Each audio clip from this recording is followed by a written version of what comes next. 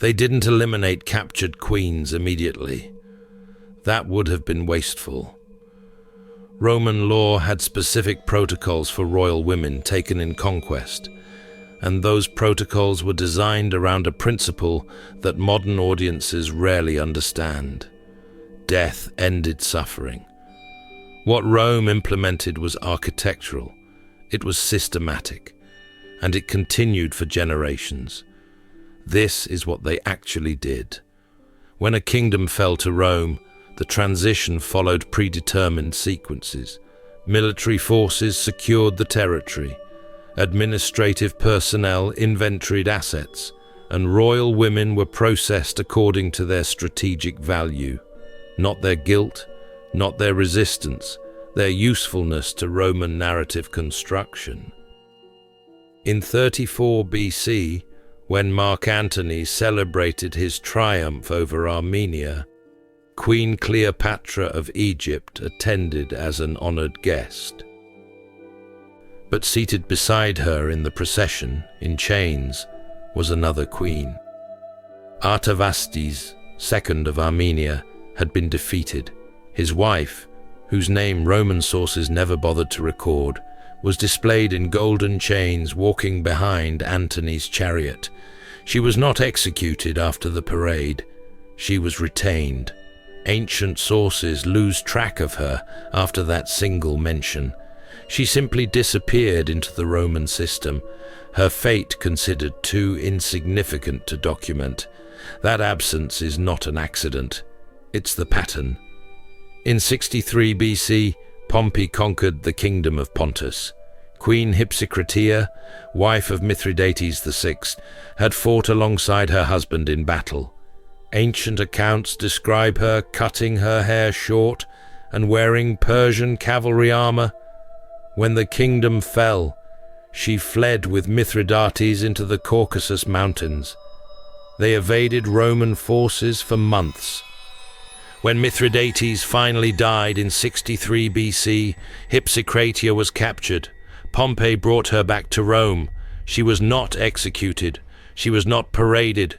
She was simply absorbed. No trial, no public ceremony. She existed in Roman custody until she didn't.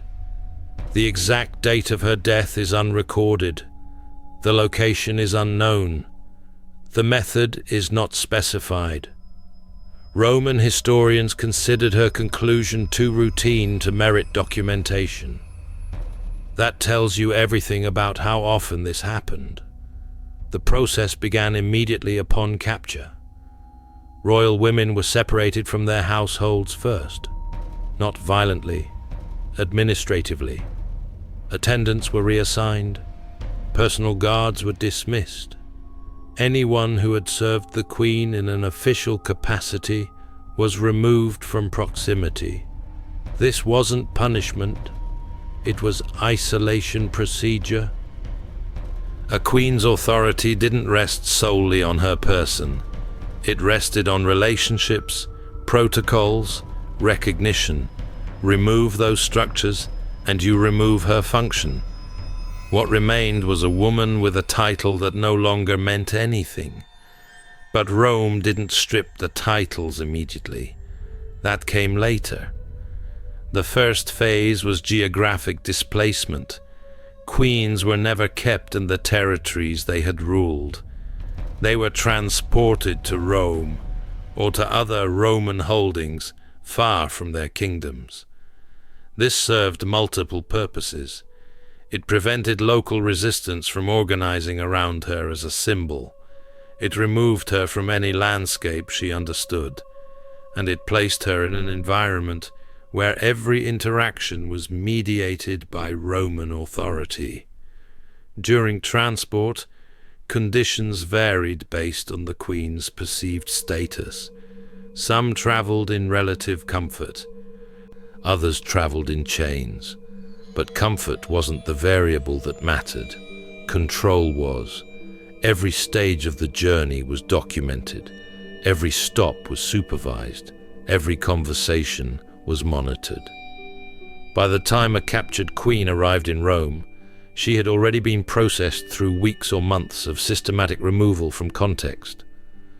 When Zenobia, Queen of Palmyra, was defeated by Emperor Aurelian in 272 AD, she was transported from Syria to Rome under heavy guard. The journey took months. Ancient sources describe her walking part of the distance in golden chains. But those chains weren't just restraint, they were messaging. Gold indicated she was valuable enough to preserve. Chains indicated she was powerless enough to display. The combination communicated Rome's narrative perfectly. This enemy was significant enough to defeat, but contained enough to parade. Zenobia's triumph took place in 274 AD. She walked through Rome's streets, wearing golden chains, so heavy she required assistance to move. Behind her walked her children. Before her walked camels and elephants carrying treasures from Palmyra. The procession lasted hours. Roman crowds watched.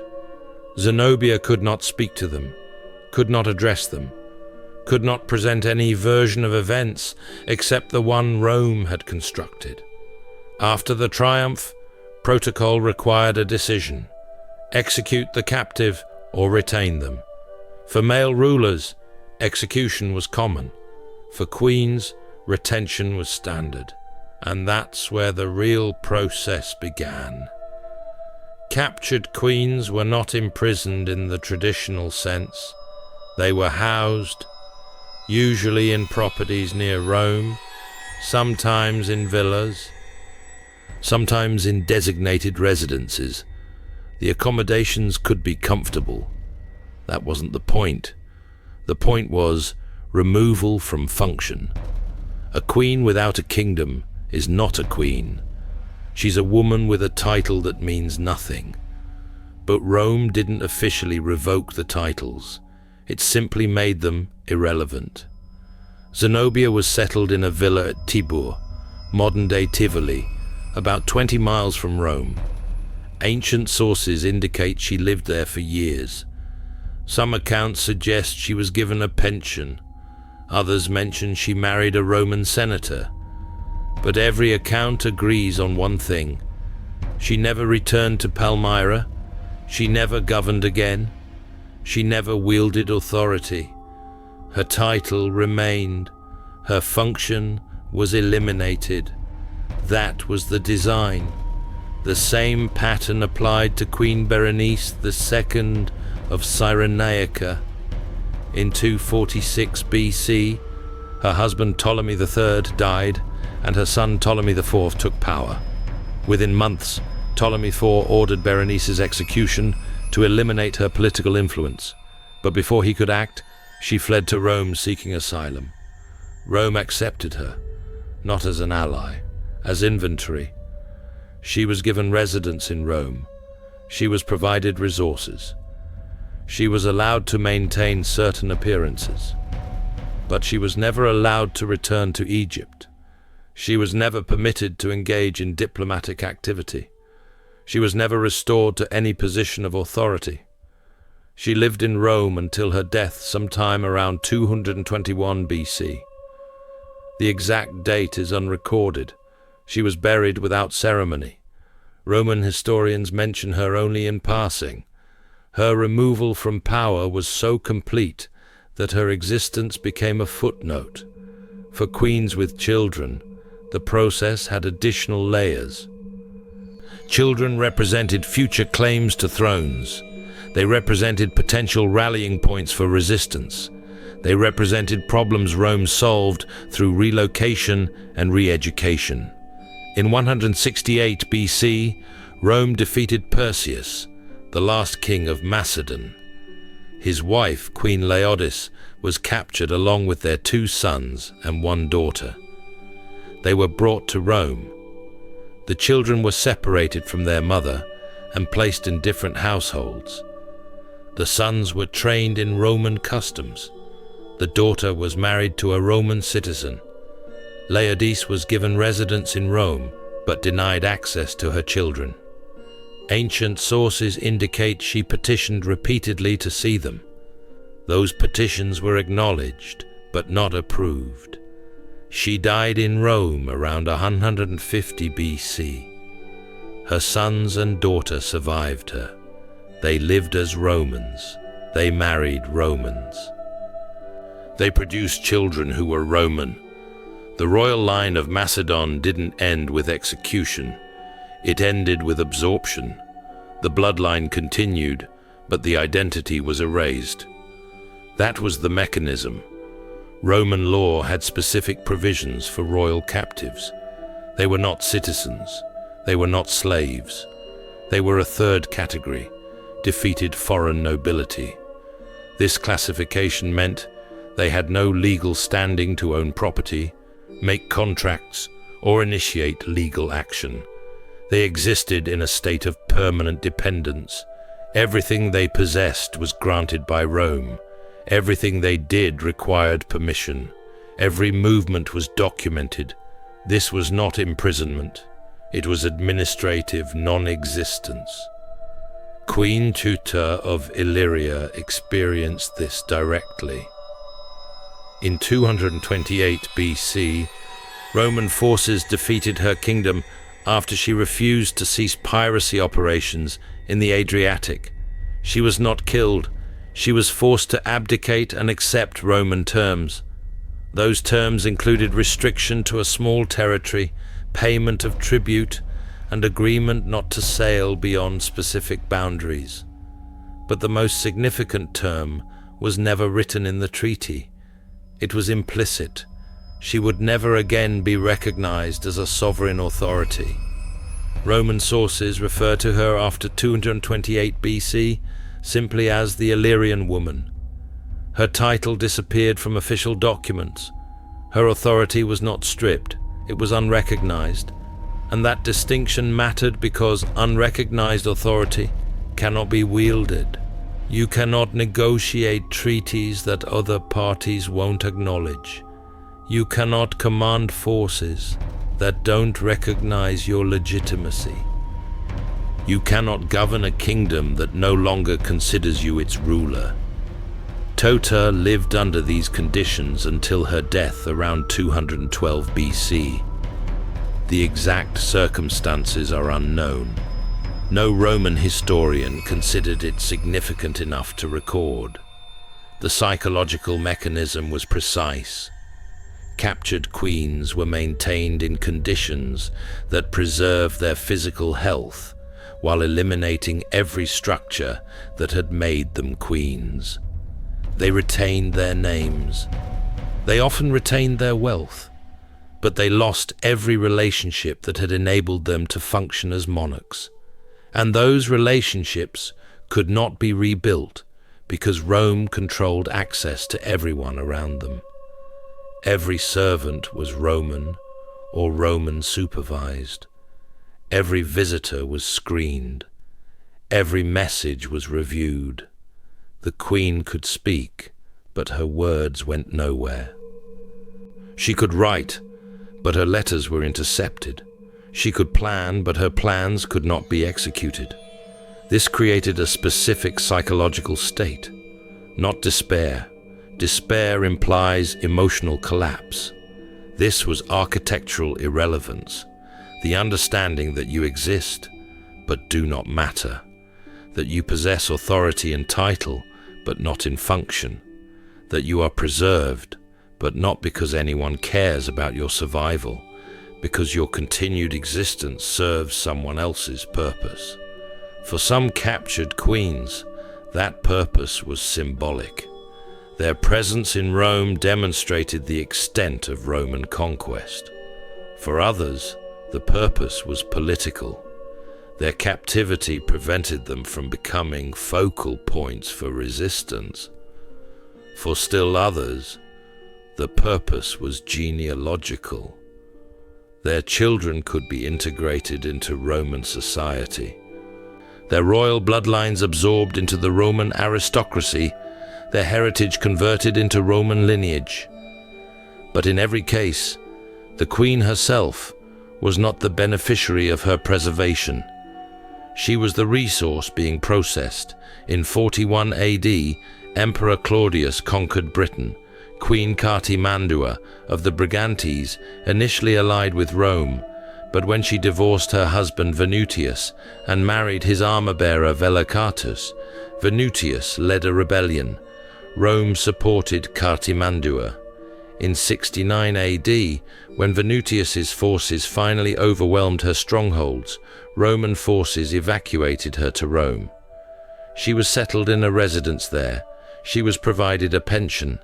Ancient sources indicate she lived in Rome until approximately 79 AD, but she never returned to Britain, never governed again, never remarried, never had children.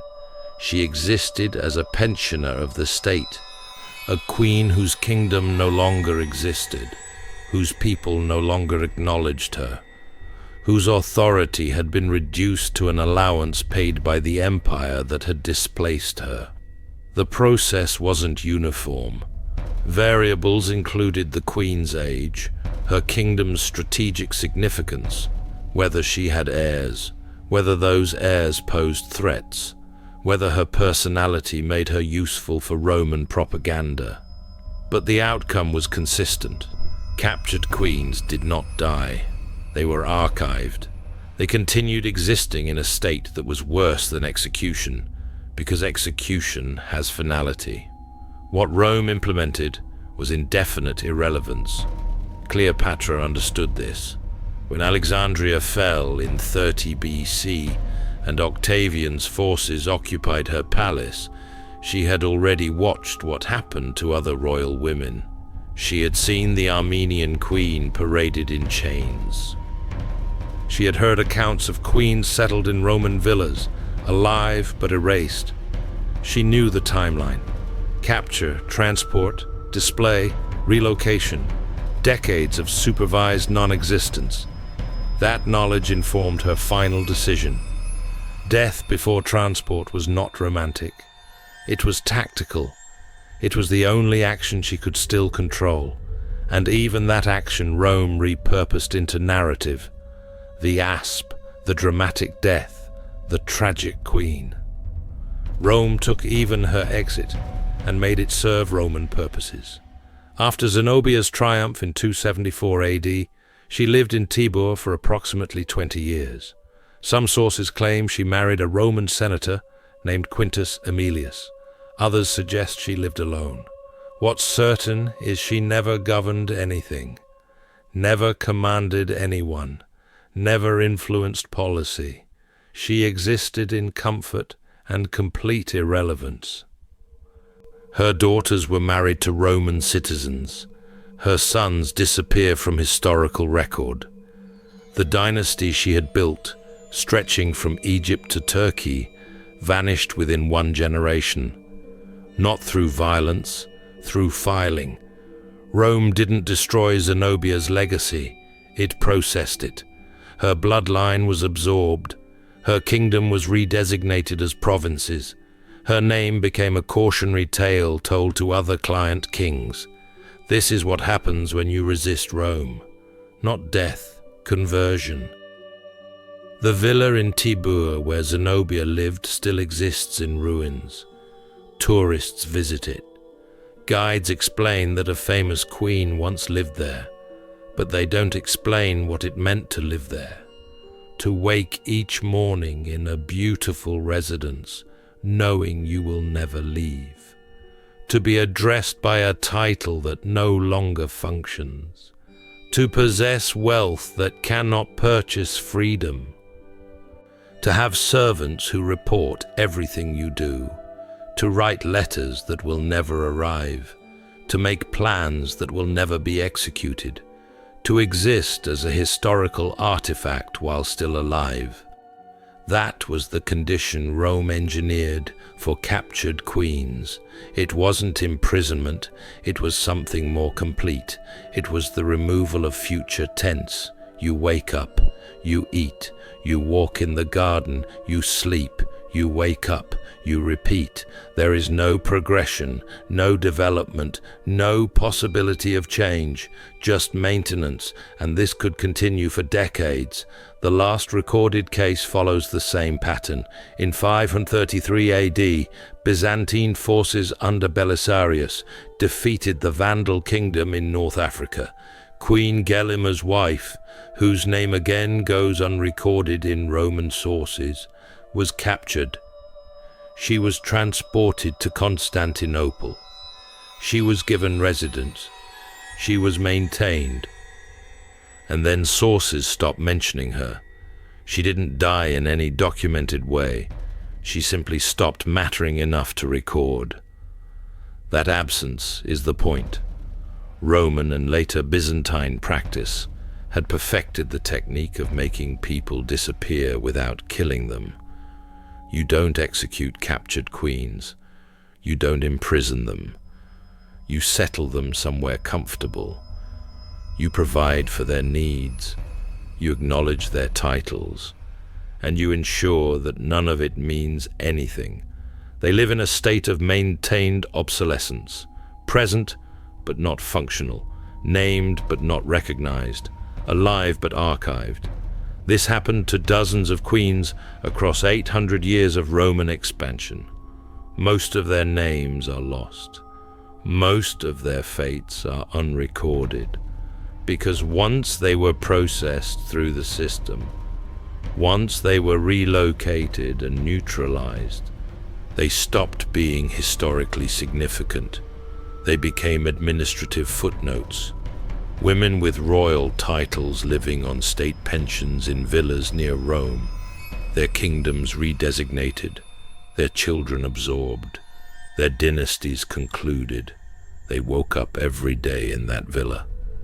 They understood exactly where they were and why they were there, and they understood that this would continue until they died, not as punishment, as procedure.